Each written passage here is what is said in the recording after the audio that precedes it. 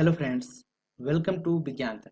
Friends, कक्षा 11 के biology का क्लास चल रहा है और मैं आज कोशिका चक्र और कोशिका विभाजन अर्थात cell cycle and cell division यानी अर्थात अध्याय 10 का क्वेश्चन आंसर कराने जा रहा हूं। फ्रेंड्स, मैंने इस अध्याय का क्वेश्चन आंसर का एक पार्ट बना दिया, यह दूसरा पार्ट है। पहले पार्ट में मैंने 9 क्वेश्चन बनाया था, 9 क्वेश्चन तक का आंसर दे दिया था। आज हम लोग जानेंगे 10वें क्वेश्चन से आगे का आंसर।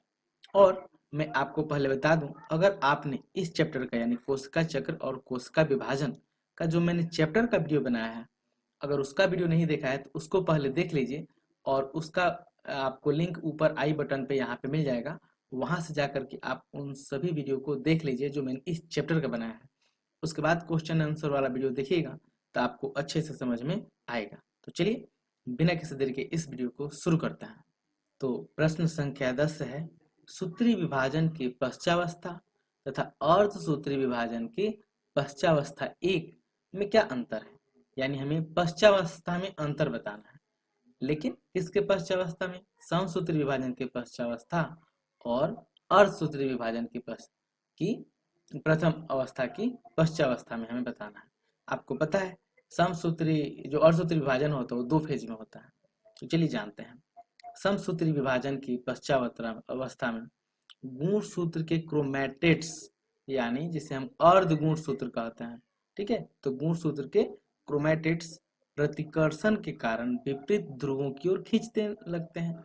यानी जो क्रोमैटिड्स होते हैं वो दोनों तरफ 2 ध्रुवों पे चले जाते हैं। इन अर्ध गुणसूत्रों को संतति गुणसूत्र कहते हैं। दोनों क्रोमैटिड्स की रचना समान होने से संतति कोशिकाएं मातृ कोशिकाएं के समान होती है। अब दोनों तरफ क्रोमैटिड्स चले जाते हैं और उनके जो गुणसूत्र होते हैं वो मातृ कोशिका के समान ही होते हैं, ठीक है। अब देखते हैं अर्धसूत्री विभाजन में क्या होता है। तो अर्धसूत्री विभाजन की पश्चावस्था प्रथम में सूत्र युग्मक के कारण बने गुणसूत्रों के जोड़ों में प्रतिकर्षण होने के कारण समजात गुणसूत्र विपरीत ध्रुवों की ओर खींचने लगते हैं, ठीक है। तो यहाँ पे ध्यान दीजिएगा, यहाँ पे क्या हो रहे थे?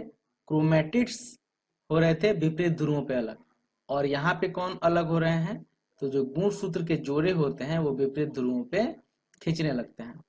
समजात गुणसूत्रों में विनिमय के कारण गुणसूत्रों की संरचना बदल जाती है और लक्षणों में भिन्नता आ जाती है।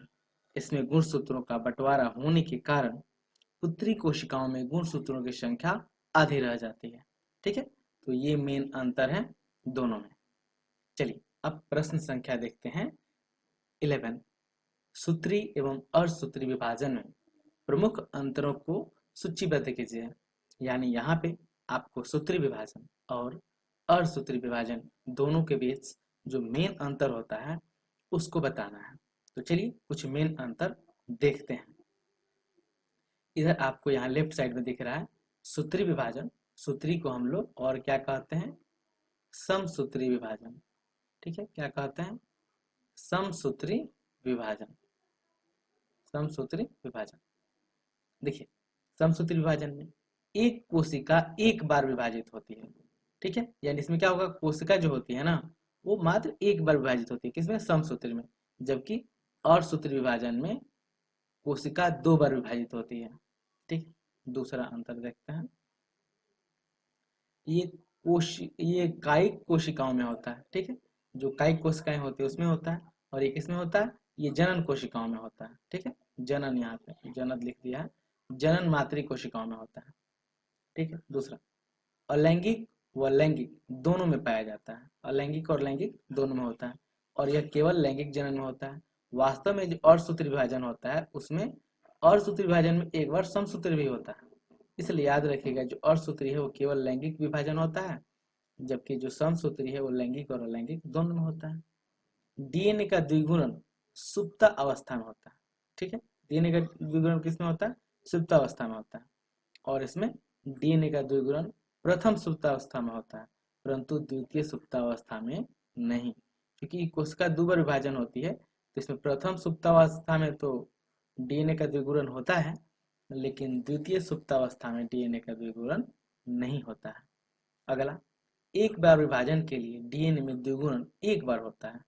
ठीक है, यानी इसमें एक बार विभाजन है तो डीएनए का द्विगुणन कितना बार होगा? एक बार होगा। इसमें दो बार विभाजन के लिए डीएनए का द्विगुणन दो बार होता है। अब चूंकि इसमें अर्धसूत्री विभाजन में यानी इस वाले में दो बार विभाजन होता है, इसलिए डीएनए का द्विगुणन भी दो बार होता है। 6 नंबर जानते हैं। पूर्वावस्था यानी जिसे हम प्रोफेज कहते हैं, बहुत छोटी अवधि में पूर्ण हो जाती है। जो समसूत्री विभाजन का प्रोफेज होता है यानी पूर्वावस्था होता है, वो बहुत कम समय में पूरा हो जाता है, जबकि अर्धसूत्री विभाजन में पूर्वावस्था 1 सबसे लंबी अवस्था होती है। ये कुछ घंटों से कुछ दिनों तक चलती है। इसे लेप्टोटीन, जाइगोटीन, पेक्टीन, डिप्लोटीन तथा डाइकोकाइनेसिस आदि उप अवस्थाएं मिलती हैं। ठीक है, तो ये समझ सकते हैं आप। अगला है पूर्वावस्था सरल होती है, इसमें पूर्वावस्था जटिल होती है। आगे देखते हैं। केंद्रक आयतन में नहीं बढ़ता है। ठीक है, जो केंद्रक का आयतन होता है वो आयतन नहीं बढ़ता है, जबकि इसमें केंद्रक आयतन में बढ़ जाता है, यानी केंद्रक का जो आयतन होता है वो बढ़ जाता है। गुणसूत्र यानी गुणसूत्र जो युग्म है या गुणसूत्र पेयर कहते हैं, क्रोमोसोम्स पेयर कहते हैं, तो गुणसूत्र पेयर नहीं बनते हैं। कुंडली प्लेक्टोनिमिक होती है, जबकि अर्धसूत्री विभाजन में गुणसूत्र युग्म बनते हैं और कुंडली पैरानिमिक होती है। अगला ये 10 नंबर, क्रॉसिंग ओवर नहीं होता है तथा कायस्मा नहीं बनता है, जबकि अर्धसूत्री विभाजन में क्रॉसिंग ओवर होता है और कायस्मा भी बनता है। अगला कोशिका विभाजन तथा गुणसूत्र विभाजन एक ही बार में होता है। इसमें दोनों काम एक ही साथ हो जाता है, कोशिका विभाजन भी और गुणसूत्र विभाजन भी। जबकि अर्धसूत्री विभाजन में कोशिका विभाजन दो बार होता है, परंतु गुणसूत्र विभाजन मात्र एक बार होता है। याद रखिएगा, कोशिका विभाजन दो बार होता है। ठीक है, एक बार समसूत्री होता है, इस बार अर्धसूत्री होता है, इसमें दो बार होता है, लेकिन गुणसूत्र मात्र एक ही बार विभाजित होते हैं। अगला देखते हैं 12 नंबर, मध्यावस्था में सभी सेंट्रोमियर मध्य रेखा पर आ जाते हैं तथा एक रेखा में व्यवस्थित हो जाते हैं, जबकि इसमें क्या होता है, मध्यावस्था 1 में सेंट्रोमियर दो रेखाओं में व्यवस्थित रहते हैं तथा भुजाएं मध्य रेखा पर होती हैं। मध्यावस्था 1 में सेंट्रोमियर विभाजित नहीं होता है, परंतु समजात गुणसूत्र अलग हो जाता है।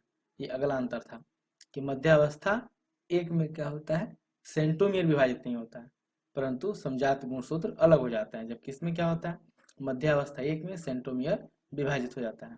और लास्ट अंतर क्या है कि पश्चावस्था में गुणसूत्र के दोनों हिस्से अलग अलग ध्रुवों पे चले जाते हैं। क्या होता है, पश्चावस्था में गुणसूत्र के दोनों हिस्से अलग अलग ध्रुवों पे चले जाते हैं, जबकि इसमें पश्चावस्था 1 में पहले छोटे कम कायस्मा वाले गुणसूत्र तथा फिर लंबे और अधिक कायस्मा वाले गुणसूत्र अलग अलग होते हैं।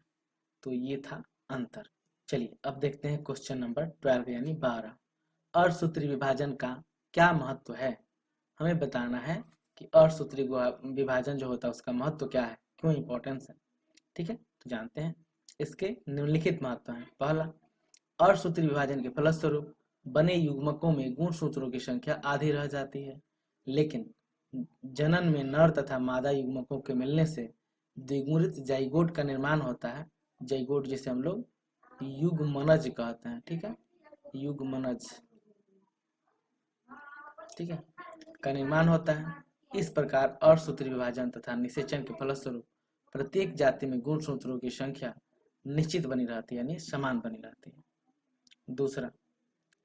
दूसरा देखते हैं,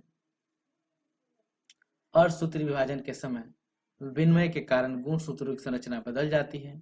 इसमें विभिन्नताएं उत्पन्न होती है। जैव विविधताएं जैव विकास का आधार है। अब देखिए क्या होता है कि अर्धसूत्री विभाजन में विनिमय होता है।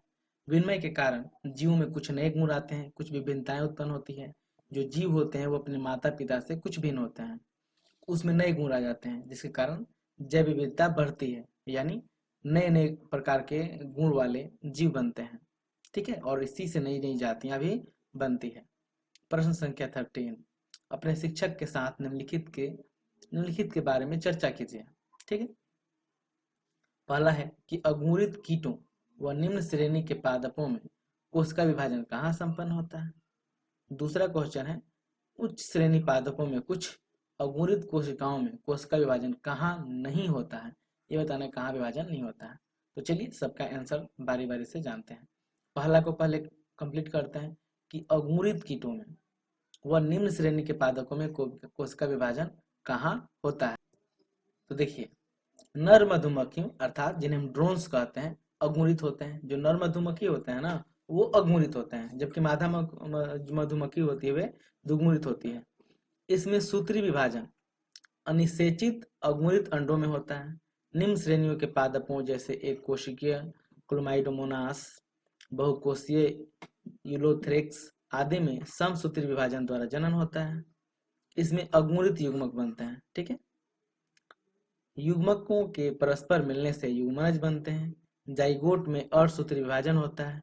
इसके फलस्वरूप अगुणित बीजाणु समसूत्री विभाजन के द्वारा नए पादप का विकास होता है। तो देखिए, जितने यहाँ पे है कि अगुणित युग्मक बनते हैं, वास्तव में जितने भी युग्मक बनते हैं ना सब अगुणित ही होते हैं।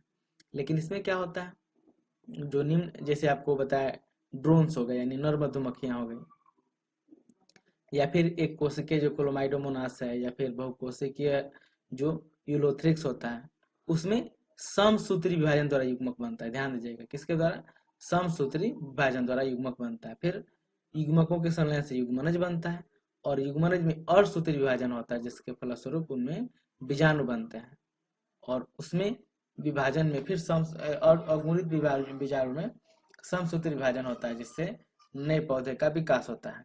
जबकि इसका उल्टा होता है उच्च श्रेणी के पादपों में। दूसरा देखते हैं, उच्च श्रेणी के पादपों में द्विगुणित बीजांडकाय में गुरु बीजाणुदानी मातृ कोशिका में अर्धसूत्री विभाजन के कारण 4 अगुणित गुरु बीजाणु बनते हैं। तो देखिए, उसमें किस विभाजन द्वारा हो रहा था, समसूत्री विभाजन द्वारा युग्मक बन रहे थे, जबकि उच्च पादपों में अर्धसूत्री विभाजन द्वारा क्या होता है, 4 अगुणित गुरु बीजाणु बनते हैं। इसमें से 3 कोशिका विभाजन नहीं होता। सक्रिय गुरु बीजाणु से भ्रूण कोश बनता है।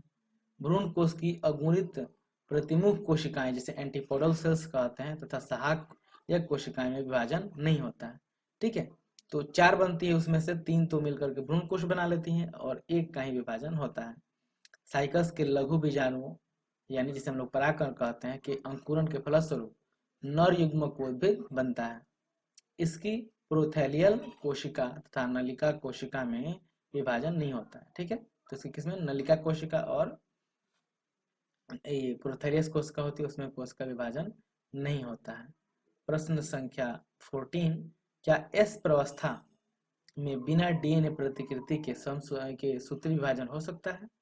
तो आंसर जानते हैं, एस प्रवस्था में डीएनए की प्रतिकृति के बिना सूत्री विभाजन नहीं हो सकता। ये सिंपल सा आंसर है। प्रश्न संख्या 15, क्या बिना कोशिका विभाजन के डीएनए प्रतिकृति हो सकती है। तो देखिए, कोशिका विभाजन के बिना डीएनए की प्रतिकृति हो सकती है। सामान्यतः डीएनए से आरएनए का निर्माण प्रतिकृति के फलस्वरूप ही होता है। तो आप जानते हैं डीएनए से आरएनए बनता है। ये इसके प्रक्रिया को आप डिटेल में 12th में पढ़िएगा। अब लास्ट प्रश्न है, प्रश्न संख्या 16, कोशिका विभाजन की प्रत्येक अवस्थाओं के दौरान होने वाली घटनाओं का विश्लेषण कीजिए। ध्यान दीजिए कि निम्नलिखित 2 प्रचालों में कैसे परिवर्तन होता है।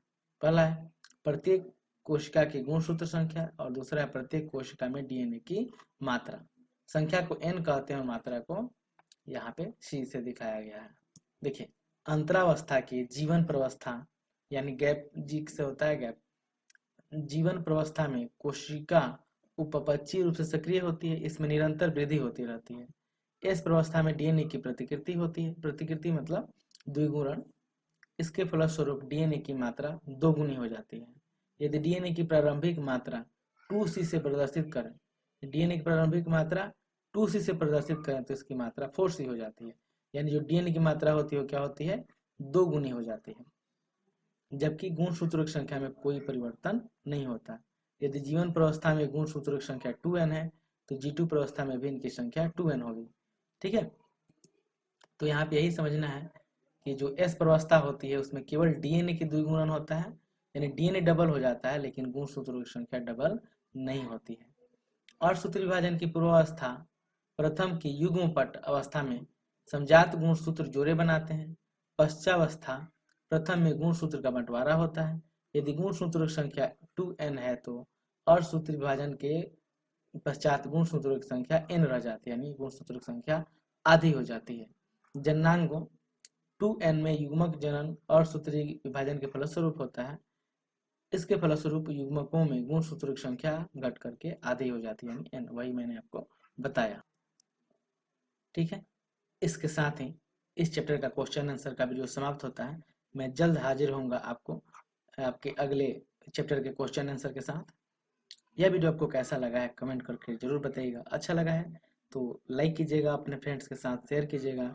कोई शिकायत या सुझाव हो उसे भी कमेंट बॉक्स में जरूर लिखिएगा। यह वीडियो देखने के लिए आपका बहुत बहुत धन्यवाद।